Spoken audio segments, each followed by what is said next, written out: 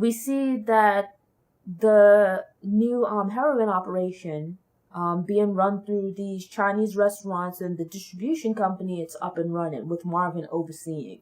We see him at the warehouse, the food supply warehouse, where, they've got like a crew. Because it was looking like they didn't have any people. But I guess for this kind of work, there's always, people looking for jobs, I guess, or to get in where they fit in. And so we see them, packaging up the heroin and whatnot, putting it into barrels and stuff, and kind of hiding it between the food supply stuff, shipping it out, and we see like an addict buying. And I was wondering how exactly they would go about when customers come in, because it's a really good cover, right? People are in and out the Chinese restaurant. And then here we have it that the addict comes in, places their order, you see them go home and open up the food, and it's like the food is there. So you think of it like if you get stopped by the cops or anything like that, you pop that open real quick. Oh, there's food there, yes. But then inside you have the packages of the heroin, tucked inside the food containers, inside the food. So actually quite smart idea.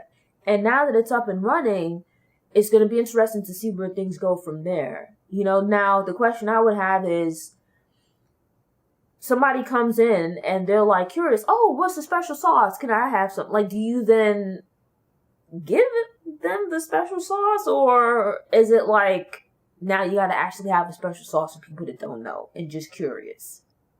I'm wondering how long this can last, right? But it's a pretty smart cover, you think about it. Right? It provides an excuse for foot traffic. It provides the supply company provides a good way to move the drugs in and then also the cash out. The only thing I would question is, if you have this Chinese restaurant supply company where when RAQ was doing her recon, all of the employees seemed to be Asian, and now you got like these random black guys hanging out in the back, might raise some questions if anyone was looking, right? The same thing at the Chinese restaurant. Is it that you got like the black dudes in the back and they supposed to be looking like they making fried rice or something? Because how does that work? Or do you just keep like the Chinese restaurant workers to actually continue making the food and then also distribute the drugs? So interesting to see how that plays out. But I think it's a smart idea. So it's actually a really good cover. I actually wonder about, how is it that Lou's been hustling for probably about as long, or been involved with this for about as long as RAQ? RAQ seems to have money. Marvin seems to have money. Now, granted, up until very recently, RAQ was living in a regular house just like them. But it seems like Lou doesn't have any money, really. Number one, he's always wearing like pretty much the same outfit. Like, he doesn't change his clothes. But granted, he's not in a good headspace right now, so that could be part of it. But that dude been wearing like the same outfit since like the first season. With them same boots. And it's like, he had like that house in the first season, but you see here that he's living in an apartment. All three of them, they live in regular houses. Even on to Juliana. Juliana's out here doing all this randomness. She's living in a regular house.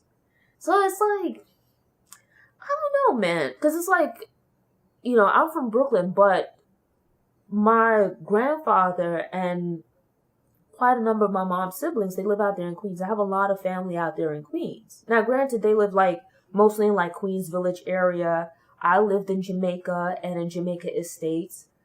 But like my uncle, when I was a kid growing up, they lived like where this is like Baisley. And if you've ever watched like the Supreme Team documentary, like where 50 Cent is from, there's like Baisley Pond. And then you have Baisley, like the houses and stuff like that, where it's like projects and stuff there, but they have houses and there's like this pond and a big park.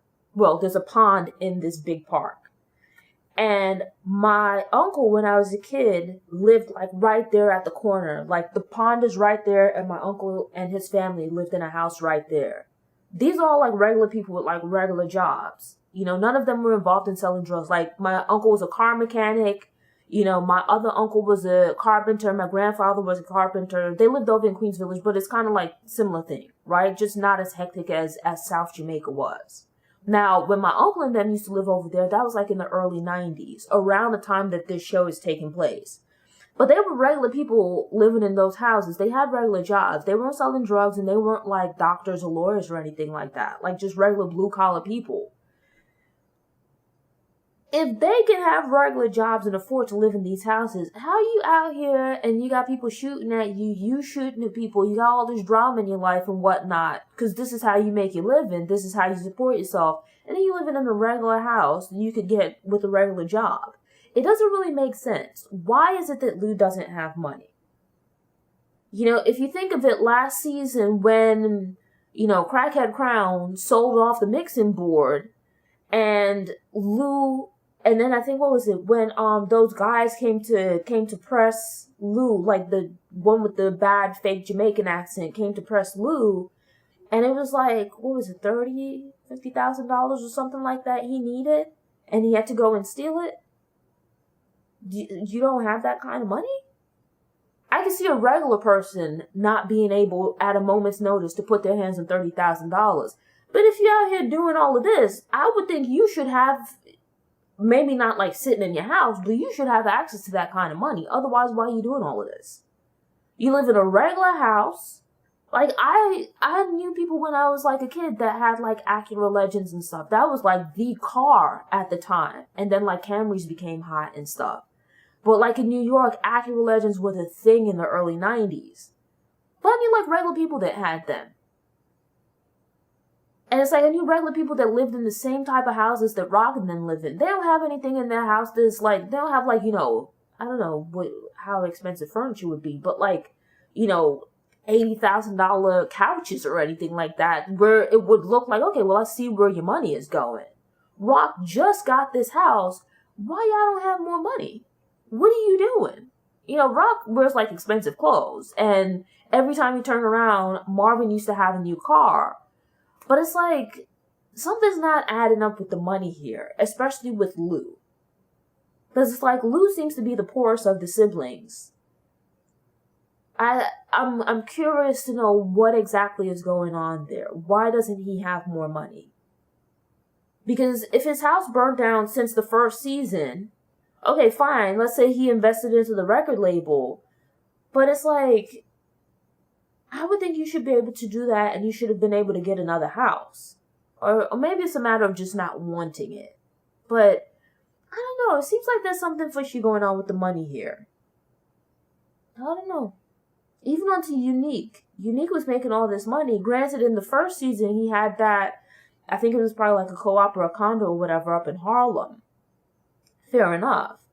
But then you see him and Pernessa have this house together out there in Queens. You're doing all this stuff. It's a regular house. It's like, I don't know. And it's not like house prices in those areas now are insane. But back then, the houses weren't that expensive. You should have, like the house that RAQ lives in, which is in Forest Hills, they should have all been living in Forest Hills.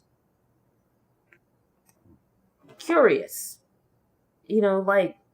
This doesn't seem to be a very lucrative business if you're not making money like that. Thanks for tuning in. To ensure you don't miss any episodes, subscribe to the channel, click the notification bell, go ahead and click the thumbs up button if you like what you saw, and go ahead and share it on social media.